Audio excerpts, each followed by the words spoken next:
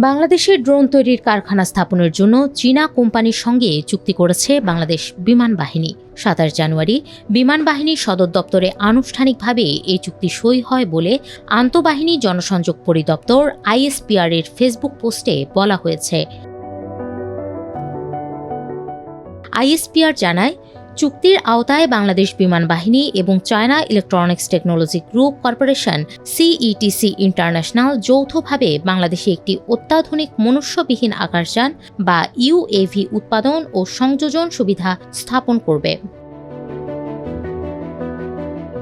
এই প্রকল্পের মাধ্যমে নিজস্ব UAV উৎপাদন করবে বিমান বাহিনী।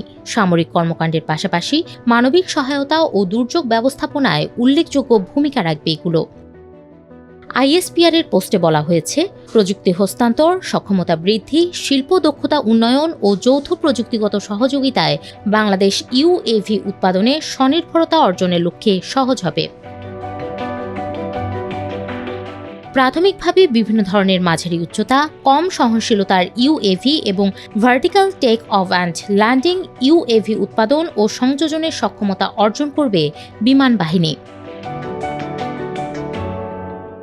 ISPR বলছে, চুক্তির ফলে দেশীয় UAV উৎপাদনে পূর্ণ স্বনির্ভরতা অর্জনের লক্ষ্যে সক্ষমতা সম্প্রসারিত হবে, যা জাতীয় ও আন্তর্জাতিক চাহিদা পূরণে সহায়ক। একই সঙ্গে বিশেষায়িত প্রশিক্ষণ, জ্ঞান বিনিময় এবং দক্ষ মহাকাশ কর্মশক্তি গড়ে তোলার মাধ্যমে জাতীয় প্রযুক্তিগত অগ্রগতিতে উল্লেখযোগ্য অবদান রাখবে।